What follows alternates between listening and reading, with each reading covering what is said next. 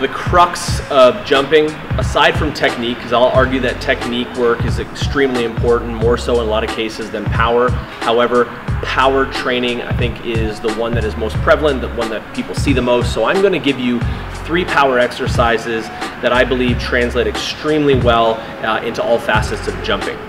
We're going to start first with jumping. And I know this seems pretty basic, but when it comes down to becoming better at a skill, practicing that skill more often is going to be the first kind of step you need to take toward those goals. It's more than just box jumping. I think I need to outline that for you guys. Like, I find nothing wrong with box jumping, but when box jumping is the crux of your entire program in terms of jumping, I believe that you are shortchanging yourself and your athletes by not looking a little bit further. Here's a really good drill to implement into some programs.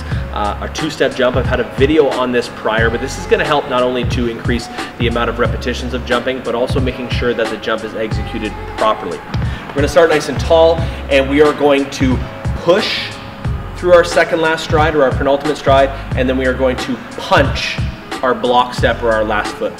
So it's push, punch, nice and tall. I'm gonna lean forward, get some loading on that leg, and then catch. The idea here is that initial movement we're gonna make sure we do without leading with our head and shoulder. So what we don't wanna see is this. We don't wanna see that head lead the jump. We want the hip and the foot to lead that jump so that it leaves us in a nice tall stacked position for takeoff. Some tall here, load into that foot, boom, push, punch.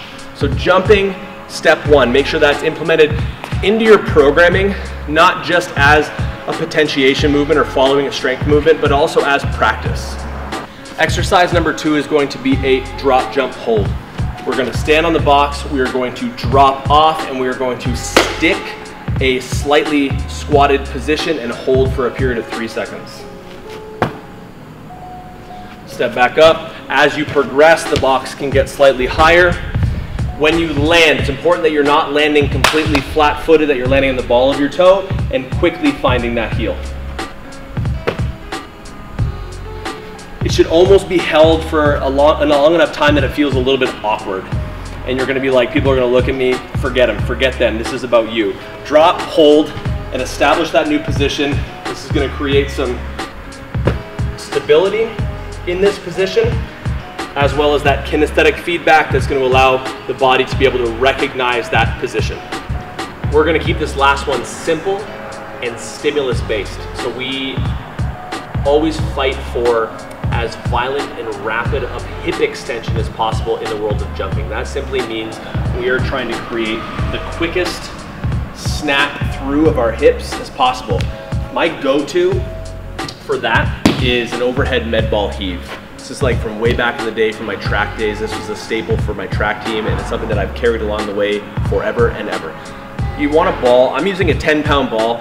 I'm relatively strong. It's important that you don't go under the presumption that the heavier the ball you have, the more result you're gonna get. What we want is a sub-maximal, or something that is controllable for you, that you can move quickly through the range of motion. So for me, that's gonna be 10. For you, that might be 14, 6, 8. Find something that works. And you're gonna need a little bit of space. So if you don't have a big ass warehouse like this, you're gonna wanna be outside, probably not in your living room. I'm not responsible for anything that happens at your house. Grab the ball, feet planted. We want these to be as appropriate to the width of our foot when we jump. Typically not this wide. I like to instruct under the hip so that the force, as we apply it to the ground, comes straight through the hip and up and out the body.